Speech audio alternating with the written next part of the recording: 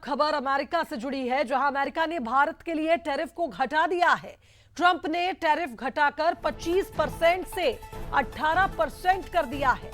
Tariff घटाने के बाद ट्रंप ने एक बड़ा बयान भी दिया। कहा कि भारत अब रूस से तेल नहीं खरीदेगा। पीएम मोदी ने ट्रंप से फोन पर बात की थी। एक बार फिर डोनाल्ड ट्रंप का बड़ा दावा भारत को लेकर, प्रधानमंत्री को लेकर। न सिर्फ टैरिफ घटाया है, 25% से 18% भारत पर टैरिफ किया, बल्कि एक बड़ा बयान भी दिया कि भारत अब रूस से तेल नहीं खरीदेगा।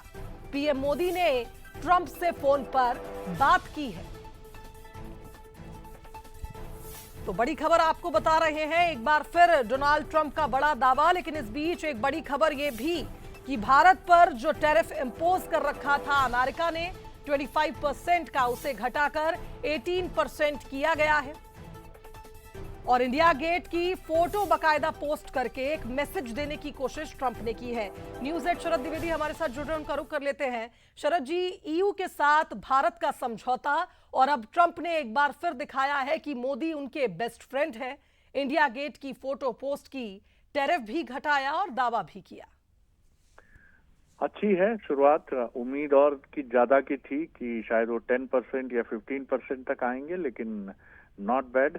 अच्छी बात है कि ट्रंप साहब जो अपने निर्णयों पर अभी तक अडिग रहे हैं और जो फैसला किया है उन्होंने उस पर और ऐसे स्टेटमेंट्स देते रहे हैं जो और चिंता पैदा करते थे, लेकिन उनका 25% से 18% पे आना ये इम्पोर्टेंट है भारत के लिए।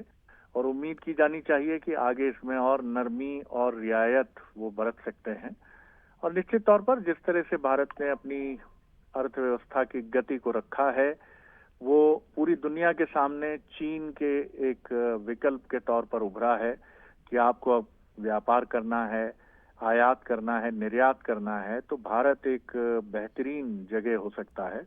और जैसा आपने भी कहा शुभांगी, यूरोपियन यूनियन के साथ जो डील हुई, 18 साल लगे जिस डील को होने में, और वो डील अभी इसीलिए भी हुई क्योंकि हम चौथी अर्थव्यवस्था हैं और तीसरी अर्थव्यवस्था बनने की तरफ तेजी से जा रहे हैं जी।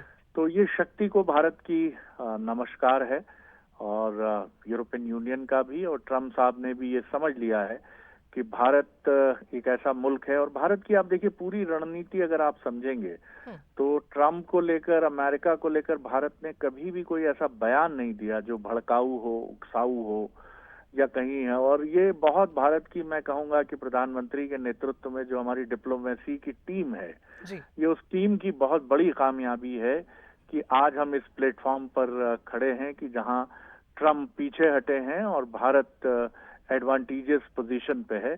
हमारे प्रतिद्वंदी मुल्कों को, चीन और पाकिस्तान को बड़ी तकलीफ होगी, लेकिन होनी चाहिए क्योंकि भारत ने बहुत मेहनत से ये मकाम हासिल किया है। और उसकी डिप्लोमेसी को और उसके तमाम अप्रोचेस को धन्यवाद है। बहुत अच्छा कदम है ये। तो चलिए, देर आए दुरुस्त आए। उम्मीद करते हैं आगे और कुछ रियायत मिलेगी। जी बिल्कुल सही कहा शरद जी आपने, बहुत शुक्रिया इस विश्लेषण के लिए। तो कुल मिलाकर ये कहा जाए, अंतर्राष्ट्रीय स्तर पर जिस तरह के घटनाक्रम हो रहे हैं, इस बीच एक बड़ा ऐलान अमेरिका ने किया है जो भारत के हित में रहा।